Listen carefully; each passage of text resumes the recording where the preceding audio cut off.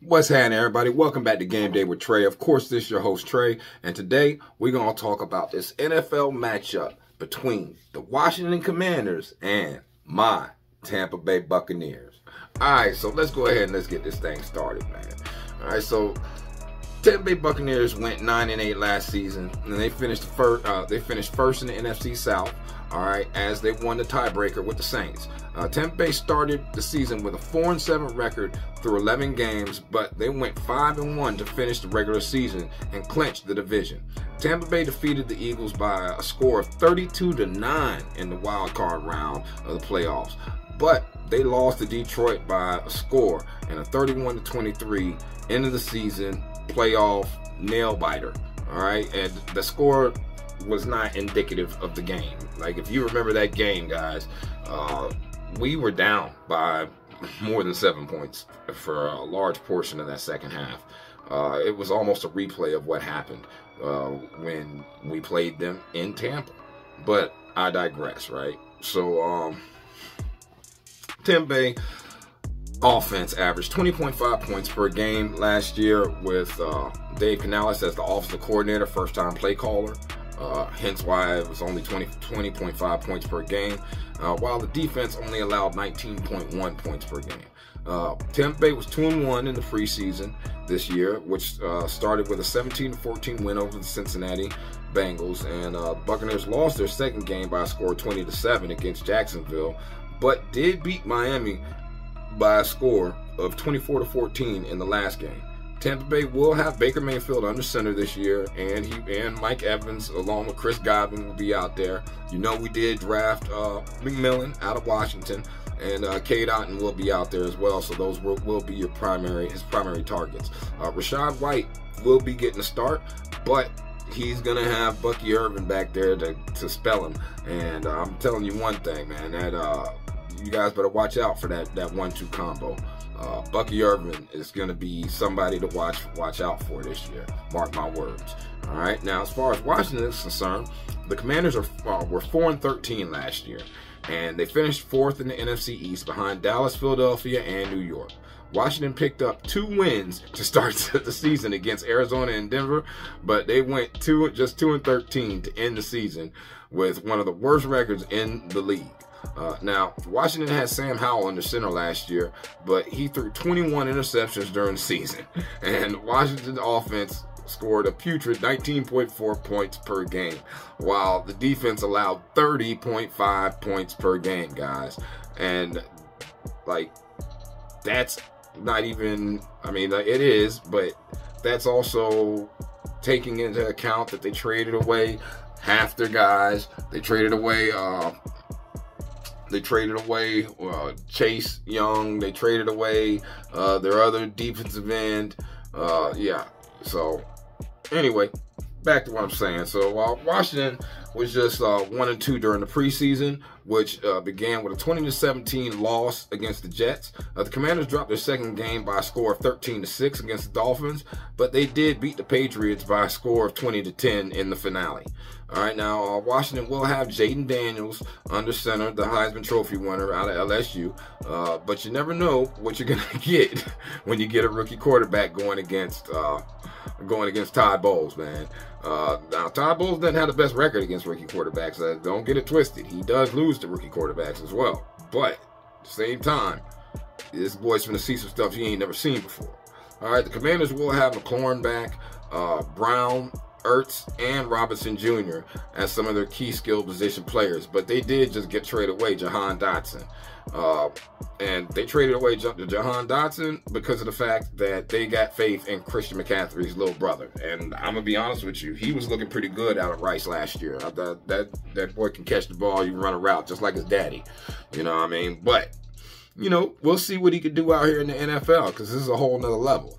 All right, now, just to take a quick peek back into last season. So last year, Washington's offense was the 25th worst offense in the NFL, only averaging 19.4 points per game.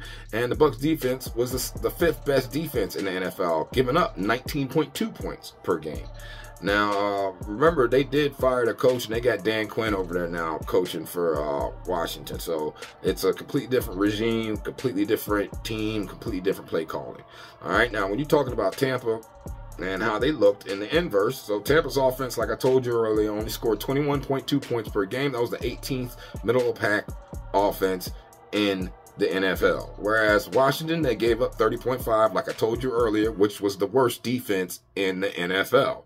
All right, I'm really not seeing that defense get a lot better in 1 year under a new coordinator.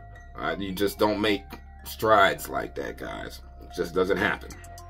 Okay, now when you're talking about how these two teams have looked out here on the field going back to last season, in Washington's last 10 games, they were 1-9.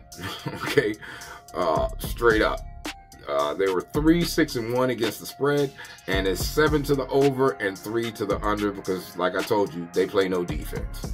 All right, they literally went on a streak of only scoring 10 points a game. They scored 10 points out of that 10 game span that I'm giving you right now. They only scored 10 points. 1, 2, 3 times, guys.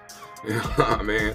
Like, it's their offense was struggling, but that's why they needed Jaden McDaniels. I think he will give their offense a boost. It's just how much of a boost is he going to give them? All right, especially being a rookie and going against a Todd Bowles defense that loves to blitz and loves to disguise things against rookies. Now, when you talk about Tampa Bay's record in the last 10 games, they're 6-4 straight up, 6-4 against the spread, and 5 to the over, 5 to the under. So, like, dead even as far as whether it goes over or under. But prior to that playoff game against Detroit going over the 49.5, they were on a 1, 2, 3, 4 game under streak, guys. So, like, the defense was getting it together last year towards the end of the year. I attribute a lot of that to Yaya Diaby and Kalijah Kancey coming in halfway through the year because, you know, he was injured in the beginning of the season last year. So that definitely was a hindrance. Tampa Bay did lose a top corner this year. We got rid of Carlton Davis. He is now in Detroit. And Jamil Dean will now be in that number 1 spot, and Zion McCollum will be in that number 2 spot. We did draft Tyke Smith, so he's going to be playing the nickel. We got Jordan Whitehead back, so he'll be back there at safety with Anton Winfield Jr. So that defense is going to be biting, man. And I really don't think that it's going to look good for Jaden Daniels in his first game. I mean, I want the best for the young brother, but at the same time, when you got all these dogs out there in these Buccaneer uniforms on the other side who got families to feed, I don't think they care too much about your Heisman or what you did at LSU or anything like that. None of that matters now that you're in the NFL. And you're finna see some stuff that you ain't never seen before. Now, head-to-head, the last 10 times these two teams have matched up, it's even. It's 5-5. All right. And as far as against the spread, Bucks run this. It's 5-3-2 against the spread. So the Bucks do have the advantage there. In the last 10 times they've matched up. And then as far as over-under is concerned, it's been 4 to the over and 6 to the under. So these games have trended more under than anything else. It only went over in 2021 because of Brady. You know what I mean? Like, I'm going to be honest with you. Brady put up some numbers. 31-23, I remember that game. All right? And then when we played them again, you know, we lost that game 29-19 the last time we did play, but that was in Washington. This game will be in Tampa, though. So, it'll be a whole other ball game, a whole other beast. And the cannons will be firing, guys. All right, so, why the Bucks will cover? The Commanders have lost each of their last 8 games. The favorites have won each of the Commanders' last 6 games. The Commanders have failed to cover the spread in 8 of their last 9 September games against NFC opponents. The favorites have covered the spread in 5 of the Commanders' last 6 games. The Commanders have lost the first quarter in each of their last 7 games. The Commanders have lost the first half in each of their last 10 September games as underdogs.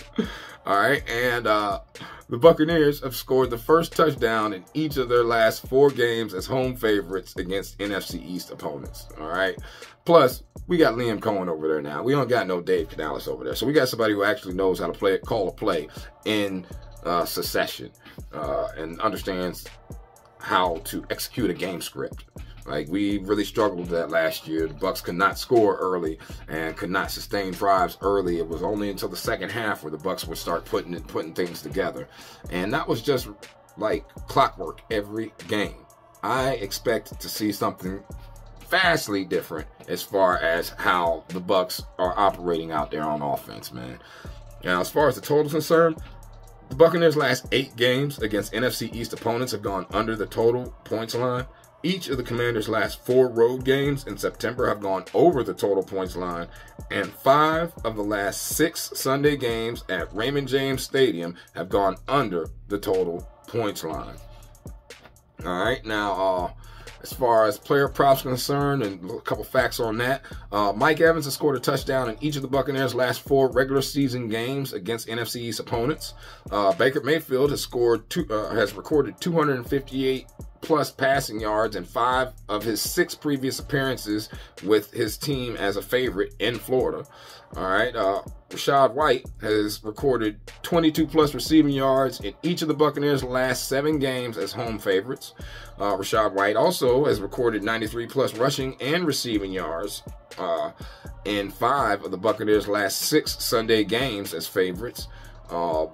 So might want to put that in the tool bag. Baker Mayfield has recorded 22 plus completions in 5 of the Buccaneers' last 6 games. Baker Mayfield has thrown 3 touchdowns in each of the Buccaneers' last 2 games.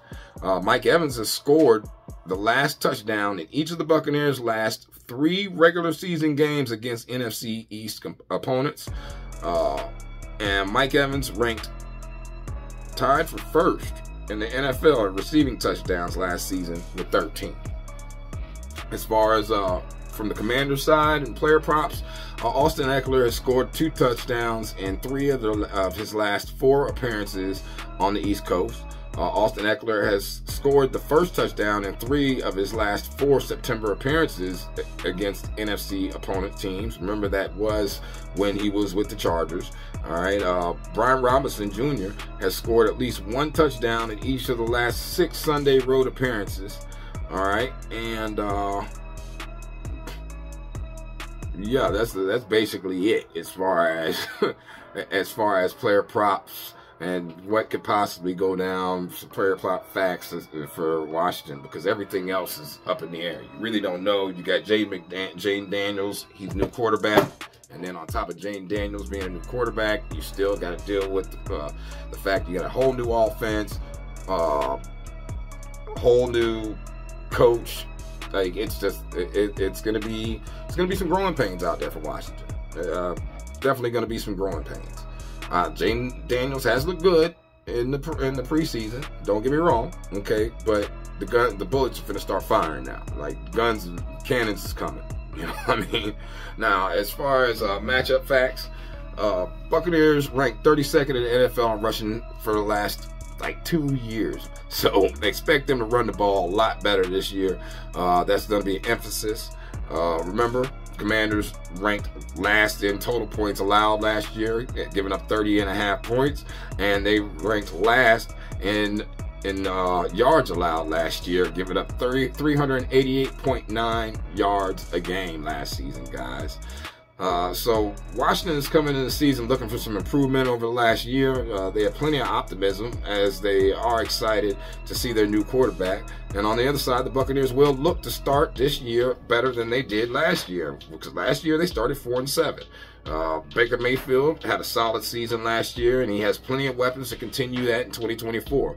I think Washington will be better, but the Bucs will force Daniels into a few mistakes, guys. We're just going to do that. And he's going to see some things he ain't never seen before. So, what do I like? Where am I at? Man, I'm not going to lie. All right. With Tampa Bay giving up the 3.5 and the over-under set at 43.5,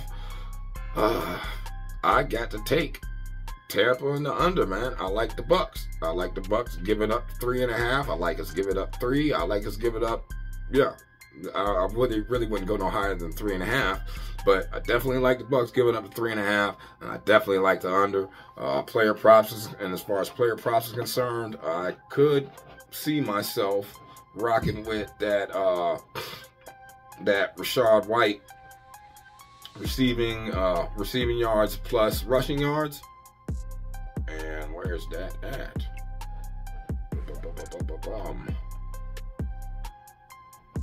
There we go. Yeah, so Rachaad White for over 21.5 yards, book it. I like it. That's definitely a deadbolt, guys. All right, so the Bucks minus 3.5, the under 43.5, and Rachaad White over 21.5 receiving yards, guys. All right, but I don't know. Y'all let me know what y'all think in the comments. I hope this information was able to help you. Y'all have a blessed day. Stay safe, man. And I'm going to see y'all at the window. Peace.